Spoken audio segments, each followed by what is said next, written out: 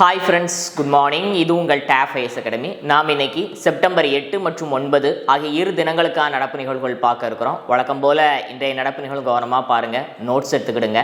ஈவினிங்கில் நடைபெறக்கூடிய daily current அஃபேர்ஸில் மறக்காமல் கலந்துக்கிடுங்க. தேர்வானது டெலகிராம் ஆப்பில் நம்மளுடைய டேப் ஐஏஎஸ் அகாடமி அப்படிங்கிற சேனல் நடைபெறும். இதுவரைக்கும் யார் நம்மளுடைய சேனலில் ஜாயின் பண்ணாமல் இருந்தீங்கன்னு சொன்னால் உங்களுடைய மொபைல் ஃபோனில் டெலகிராம் ஆப் இன்ஸ்டால் பண்ணி மறக்காமல் சர்ச் பாக்ஸில் டேப் ஐஏஎஸ் அகாடமி சர்ச் பண்ணிங்கன்னு சொன்னால் நம்முடைய குரூப்பில் ஈஸியாக ஜாயின் பண்ணிக்கலாம். கரண்ட் அஃபேர்ஸ் தேர்வு மட்டும் இல்லாமல் நம்ம அகாடமி சார்பில் நடத்தப்படக்கூடிய இதர தேர்வுகளையும் இதர தகவல்களையும் நீங்கள் அறிந்து கொள்ளலாம்.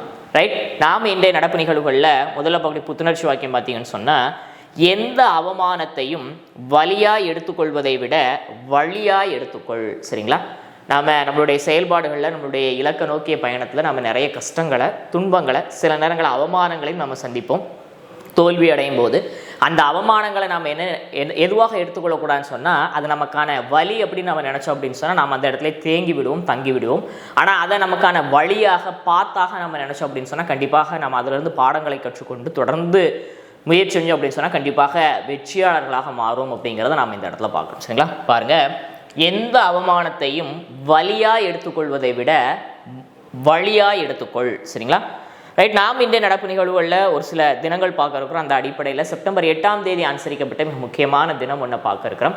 என்ன தினம் அப்படின்னு சொன்னால், இன்டர்நேஷ்னல் லிட்ரஸி டே, சர்வதேச எழுத்தறிவு தினம். சரிங்களா, எழுத்தறிவு அப்படிங்கிறது எப்படி டிஃபைன் பண்ணுறாங்க அப்படின்னு சொன்னால், ஒரு மனிதன் தன்னுடைய தாய்மொழியில் பேசுவதற்கு, வாசிப்பதற்கு, எழுதுவதற்கு ஓரளவு ஆற்றலை பெற்றிருப்பதான் என்ன சொல்கிறாங்க அப்படின்னு சொன்னால் எழுத்தறிவுன்னு சொல்கிறாங்க.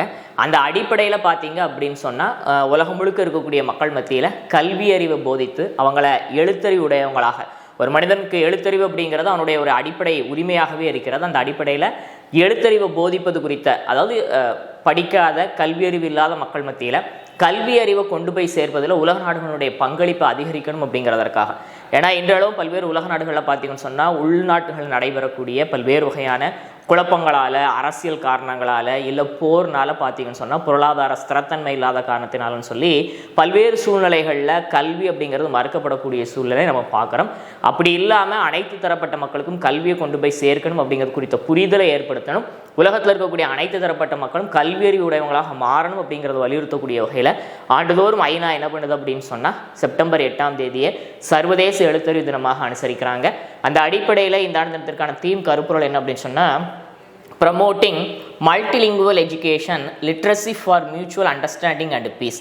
பன்மொழி கல்வியை ஊக்குவித்தல், பரஸ்பர புரிதல் மற்றும் அமைதிக்கான எழுத்தறிவு அப்படிங்கிறது இந்த ஆண்டு இதற்கான தீமாக கருப்பொருளாக அமைந்திருக்கிறது அப்படிங்கிறத நாம் இந்த இடத்துல பார்க்குறோம். சரியா, இப்போ நாம் சேர்ந்த தகவல் என்ன அப்படின்னு சொன்னால், உலகளாவிய அளவில் மக்கள் மத்தியில் தங்களுடைய சொந்த தாய்மொழியை பேசுவதற்கும், எழுதுவதற்கும், வாசிப்பதற்கும் அடிப்படையான விஷயங்களை கற்றுத்தருவதை வலியுறுத்தக்கூடிய வகையில் எழுத்தறிவை முழு உலக நாடுகளில் இருக்கக்கூடிய அனைத்து தரப்பட்ட மக்கள் கொண்டு போய் சேர்க்கக்கூடிய வகையில் அது குறித்த புரிதலை, விழிப்புணர்வு ஏற்படுத்தணும் அப்படிங்கிறதற்காக ஆண்டுதோறும் செப்டம்பர் 8 சர்வதேச எழுத்தறிவு தினம் அனுசரிக்கப்படுகிறது அப்படிங்கிறத பார்த்தோம்.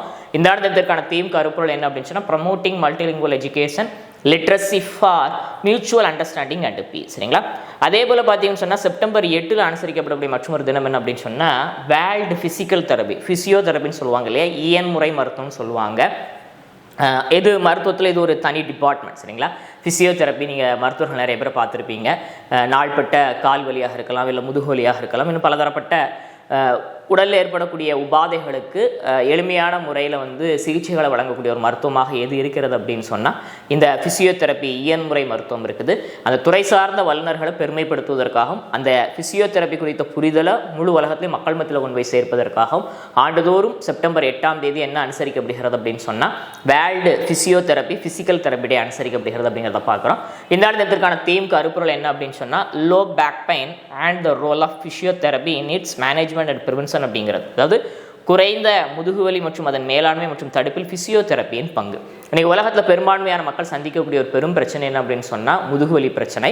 அந்த அடிப்படையில் முதுகுவலியை குணப்படுத்துவதில் ஃபிசியோதெரப்பியினுடைய பங்கு குறித்த புரிதலை முழு உலக மக்கள் மத்தியிலும் ஏற்படுத்தணும் அப்படிங்கிறதற்காக இந்த ஆண்டு தினத்திற்கான கருப்பொருள் இவ்வாறு வடிவமைக்கப்பட்டிருக்கிறது அப்படிங்கிறத நம்ம பார்க்கணும். சரியா, இப்போ நம்ம சேர்ந்த ஒரு தகவல், உலகத்தில் இருக்கக்கூடிய ஃபிசியோதெரபிஸ்ட் இருக்கிறாங்களே, இயன்முறை மருத்துவர்கள், அவங்கள பெருமைப்படுத்துவதற்காக இந்த துறை குறித்த புரிதலை முழு மக்கள் மத்தியிலையும் கொண்டு போய் சேர்க்கணும் அப்படிங்கிறதற்காக ஆண்டுதோறும் செப்டம்பர் 8 வேர்ல்டு ஃபிசிக்கல் தெரப்பி டே அனுசரிக்கப்படுகிறது அப்படிங்கிறத பார்த்தோம். இந்த ஆண்டு தினத்திற்கான தீம் கருப்பொருள் என்ன அப்படின்னு சொன்னால் low back pain and the role of physiotherapy in its management and prevention. சரிங்களா?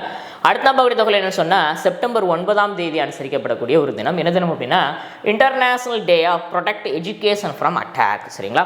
அதாவது கல்வியை தாக்குதல்களிலிருந்து பாதுகாப்பதற்கான ஒரு சர்வதேச தினம். சரிங்களா? இதான் நம்ம மேலே என்ன பார்த்தோம்னா, மக்களுக்கு எழுத்தறிவை கொண்டு போய் சேர்க்கணும்னு பார்த்தோம், கல்வியை கொண்டு போய் சேர்க்கணும்னு பார்த்தோம். அப்படி நம்ம கல்வியை கொண்டு போகக்கூடிய காலகட்டங்களில், சூழ்நிலைகளில் பலவிதமான தாக்குதல்களை கல்வி சந்திக்கிறது. என்ன பல்வேறு உலக நாடுகளில் பார்த்தீங்கன்னு சொன்னால், ஏற்படக்கூடிய போராக இருக்கட்டும், இல்லை தீவிரவாதிகளால் ஏற்படக்கூடிய பிரச்சனையாகட்டும், கல்வியை கற்றாலே பார்த்தீங்க அப்படின்னு சொன்னால் அங்கே பெண்களுக்கு கல்வி மறுக்கப்படுவதாக இருக்கட்டும், இந்த மாதிரி பல்வேறு சூழ்நிலைகளில் நம்ம கல்விக்கு மேலே நடைபெறக்கூடிய தாக்குதல்களை பார்க்குறோம். அந்த அடிப்படையில் கல்வி நிலையங்கள் மீதும் கல்வி மீதும் தொடுக்கப்படக்கூடிய தாக்குதல்களிலிருந்து கல்வியை பாதுகாத்து இளம் குழந்தைகளுக்கு அந்த கல்வியை பரிபூர்ணமான முறையில் கொண்டு போய் சேர்ப்பது குறித்த புரிதலை ஏற்படுத்தணும் அப்படிங்கிறதற்காக பார்த்தீங்க அப்படின்னு சொன்னால், ஐநா ஆண்டுதோறும் September 9 international day of protect education from அட்டாக்காக அனுசரிக்கிறாங்க.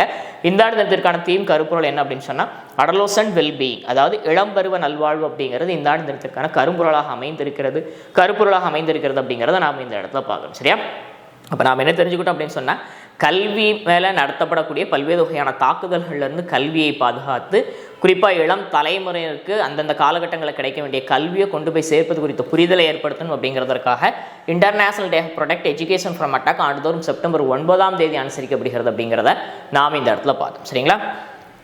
அடுத்த பகுதி தகவல் என்னன்னு சொன்னால், இதே செப்டம்பர் 9 உத்தரகாண்ட் மாநில அரசாங்கம் என்ன பண்ணுறாங்க அப்படின்னு சொன்னால், ஹிமாலயா தினமாக, அதாவது இமயமலையை பாதுகாப்பது குறித்த புரிதலை மக்கள் மத்தியில் ஏற்படுத்தணும் அப்படிங்கிறதுக்காக ஹிமாலயா தினமாக அனுசரிக்கிறாங்க அப்படிங்கிறத பார்க்குறோம். அதாவது இமயமலை இன்றைய காலகட்டத்தில் பார்த்தீங்கன்னு சொன்னால், ஹிமாலயாஸ் பார்த்தீங்க அப்படின்னு சொன்னால் பல்வேறு பருவநிலை மாற்றத்தால், காலநிலை சூழ்நிலைகளால் அதனுடைய பனியாறுகள் உருவதாக இருக்கட்டும், மனிதர்களுடைய தொடர் நடவடிக்கையினால் அது மாசடைவதாக இருக்கட்டும், இந்த மாதிரியான சூழ்நிலைகளில் இருந்து ஹிமாலயாவை பாதுகாக்கணும் அப்படிங்கிறதற்காக உத்தரகாண்ட் மாநில அரசாங்கம் ஆண்டுதோறும் செப்டம்பர் 9 என்ன பண்ணுதாங்க அப்படின்னு சொன்னால், இந்த ஹிமாலய பாதுகாப்பு தினமாக அனுசரிக்கிறாங்க அப்படிங்கிறத நாம் இந்த இடத்துல பார்க்கணும். சரிங்களா? அப்போ ஹிமாலயா திவாஸ், ஹிமாலயன் டேஸ் என்னைக்கு அனுசரிக்கப்படுகிறது அப்படின்னு சொன்னால் செப்டம்பர் 9. அடுத்து நாம் பார்க்கறது என்ன அப்படின்னு சொன்னால், இந்தியாவில் ஆகஸ்ட் மாதத்தினுடைய கடைசி வாரமும் செப்டம்பர் மாதத்தினுடைய முதல் வாரம் ஆக அந்த 2 வாரங்கள் பார்த்தீங்க அப்படின்னு சொன்னால் மக்கள் மத்தியில் கண்தானம் குறித்த புரிதலை ஏற்படுத்தணும் அப்படிங்கிறதற்காக தேசிய கண்தான 2 வார விழிப்புணர்வு விழா அனுசரிக்கப்படுகிறது அப்படிங்கிறத பார்க்குறோம். அதாவது மனிதர்கள் தங்களுடைய உடல் உறுப்புகளை ஒன்று தாங்கள் இறந்ததுக்கு அப்புறமா என்ன பண்ணுவாங்க அப்படின்னு சொன்னால் தானம் செய்வாங்க.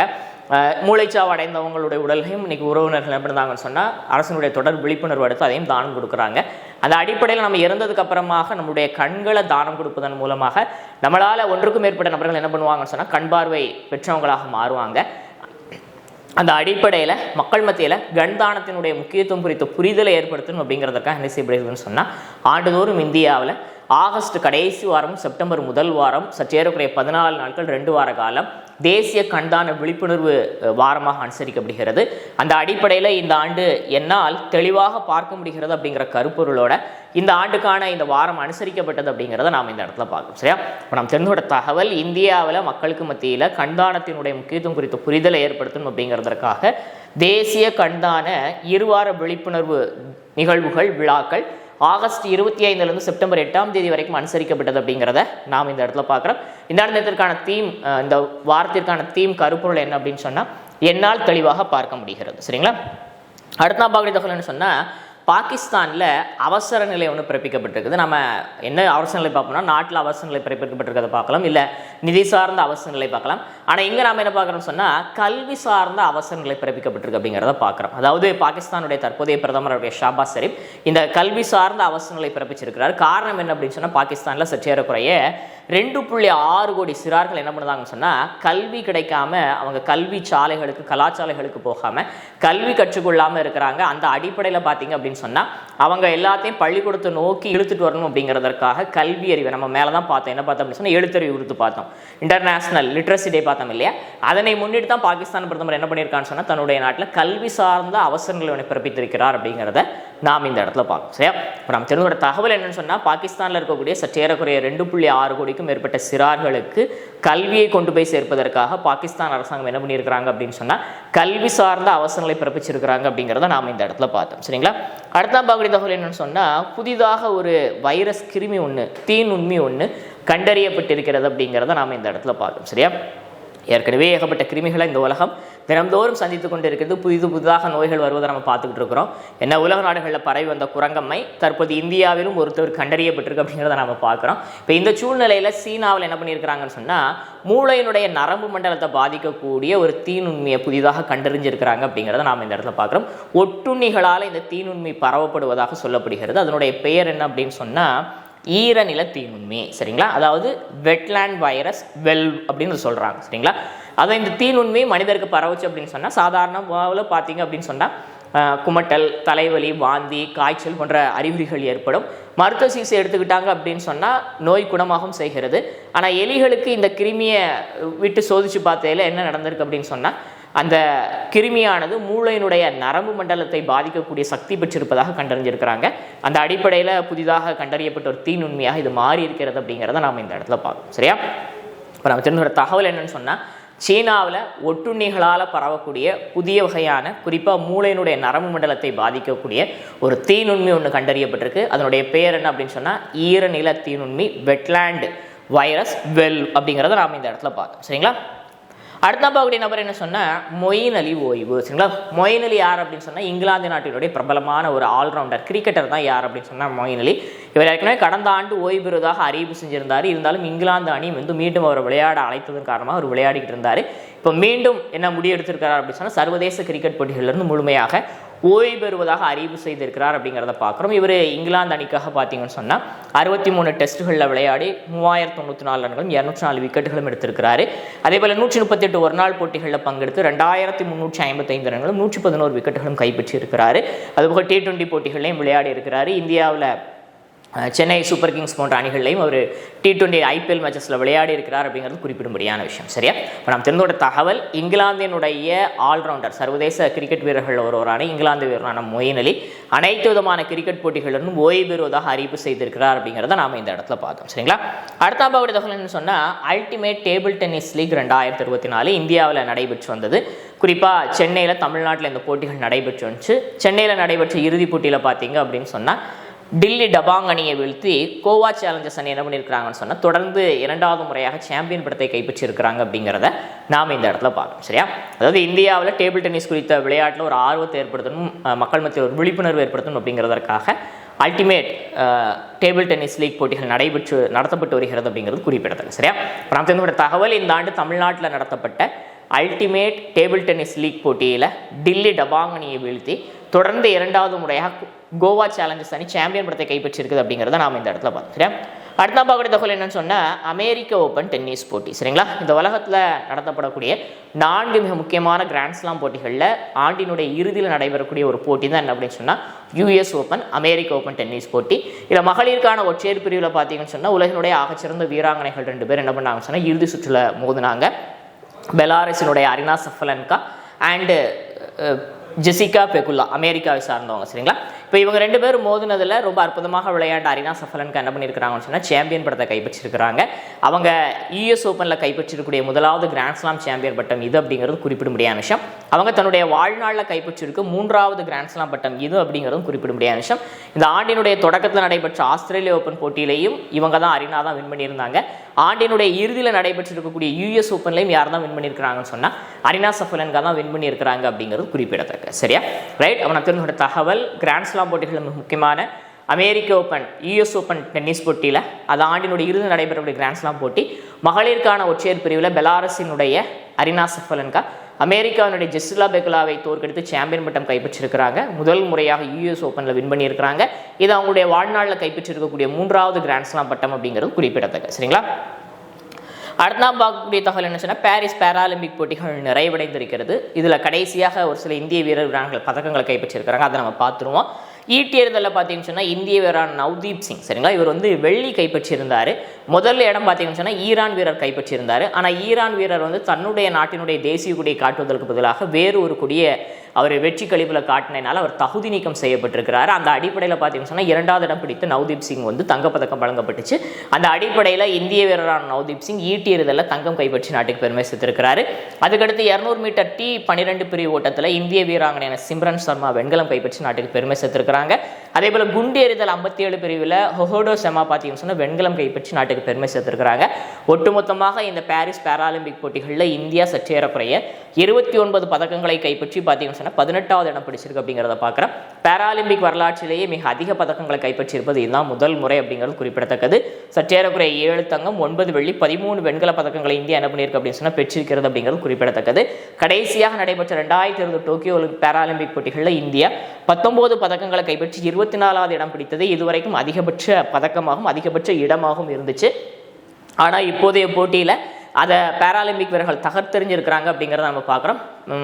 ஒலிம்பிக் போட்டிகளில் இந்தியா பதக்கம் மேலே கஷ்டப்படக்கூடிய இந்த காலகட்டத்தில் மாற்றுத்திறனாளி வீரர்களாக இருக்கக்கூடிய பாராலிம்பிக் வீரர்கள் தொடர்ந்து என்ன பண்ணிக்கிட்டு இருக்கிறாங்கன்னு சொன்னால் ஒவ்வொரு ஒலிம்பிக்லையும் தங்களை மெருகேற்றி கொண்டே வராங்க. இந்த ஆண்டு 84 வீரர் வீராங்கனைகள் பங்கெடுத்து என்ன பண்ணியிருக்கிறாங்க அப்படின்னு சொன்னால் இத்தனை பதக்கங்களை கைப்பற்றி நாட்டுக்கு பெருமை சேர்த்திருக்கிறாங்க அப்படிங்கிறத பார்க்குறோம். தடகளத்தில் அதிகப்படியான பதக்கங்கள் இந்த ஆண்டு பாராலிம்பிக்கில் இந்தியாவுக்கு கிடைத்திருக்கிறது அப்படிங்கிறது குறிப்பிடத்தக்கது. சரிங்களா? பதக்கப்பட்டியலில் ஒட்டுமொத்தமாக பார்த்தீங்கன்னு சொன்னால் 220 பதக்கங்களை பெற்று சீனா முதலிடம் பிடிச்சிருக்குது. 124 பதக்கங்களோட பிரிட்டன் 2வது இடமும் 105 பதக்கங்களோட அமெரிக்கா 3வது இடமும் பிடித்திருக்கிறது அப்படிங்கிறத நாம் இந்த இடத்துல பார்க்குறோம். சரிங்களா? ரைட். அப்போ நாம தெரிஞ்சுக்கிற தகவல் என்ன அப்படின்னு சொன்னால் பாரிஸ் பாராலிம்பிக் போட்டிகள் நிறைவடைந்திருக்குது. இறுதி நாட்களில் ஈட்டி எறிதலில் இந்திய வீரர் நவ்தீப் சிங் தங்கம் கைப்பற்றியிருக்கிறாரு. 200 மீட்டர் T12 ஓட்டத்தில் மகளிருக்கான பிரிவில் சிம்ரன் சர்மா வெண்கலம் கைப்பற்றியிருக்கிறாங்க. குண்டு எறிதல் F57 பிரிவில் இந்திய வீரரான ஹொஹோடோ செமா வெண்கலம் கைப்பற்றியிருக்கிறார் அப்படிங்கிறத பார்த்தோம். போட்டிகள் நிறைவடைந்திருக்குது. சற்றேறக்குறைய 29 பதக்கங்களோடு இந்தியா 18வது இடம் பிடிச்சிருக்கு அப்படிங்கிறத பார்த்தோம். 7 தங்கம் 9 வெள்ளி 13 வெண்கலம். 2020 டோக்கியோவில் 19 பதக்கம் பெற்று நம்ம 24வது இடம் பிடித்தது தான் பாராலிம்பிக்கில் இந்தியாவுடைய ஹையஸ்ட் ஹானராக இருந்துச்சு. இப்போ அதை பீட் பண்ணி நம்ம முன்னேறி சென்றிருக்கிறோம் அப்படிங்கிறத நம்ம இந்த இடத்துல பார்க்குறோம். பதக்கப்பட்டியலில் சீனா முதல் இடத்துலையும் பிரிட்டன் 2வது இடத்துல அமெரிக்கா 3வது இடத்துல இருக்குது அப்படிங்கிறதையும் நாம் இந்த இடத்துல பார்த்தோம். சரிங்களா? ரைட். நம்ம ரீகேப் பார்க்க இருக்கிறோம். ஆரம்பத்தில் என்ன பார்த்தோம் அப்படின்னு சொன்னால் உலகளாவிய அளவில் அனைத்தரப்பட்ட மக்களுக்கும் கல்வியறிவை கொண்டு போய் சேர்க்கணும் அப்படிங்கிறதற்காக ஆண்டுதோறும் செப்டம்பர் 8ஆம் தேதி இன்டர்நேஷனல் லிட்ரஸி டே சர்வதேச எழுத்தறிவு தினம் அனுசரிக்க அப்படிங்கிறத பார்த்தோம். இந்த ஆண்டத்திற்கான தீம் கருப்பொருள் என்ன அப்படின்னு சொன்னால் promoting multilingual education literacy for mutual understanding and peace அப்படிங்கிற இந்த ஆண்டத்திற்கான கருப்பொருளாக அமைந்திருக்கிறது. உலகளாவிய அளவில் பிசியோதெரபி இயன்முறை மருத்துவம் மேற்கொள்ளக்கூடிய மருத்துவர்களை கௌரவப்படுத்துவதற்கும் அது துறை சார்ந்த புரிதலை மக்கள் மத்தியில் ஏற்படுத்தணும் அப்படிங்கிறதற்காகவும் ஆண்டுதோறும் செப்டம்பர் 8ஆம் தேதி வேர்ல்டு பிசிக்கல் தெரபி டே அனுசரிக்கப்படுகிறது அப்படிங்கிறத பார்த்தோம். இந்த ஆண்டத்திற்கான தீம் கருப்பொருள் என்ன அப்படின்னு சொன்னால் low back pain and the role of physiotherapy in its management prevention அப்படிங்கிறது இந்த ஆண்டுக்கான கருப்பொருளாக அமைந்திருக்கிறது அப்படிங்கிறத நாம் இந்த இடத்துல பார்த்தோம். சரிங்களா?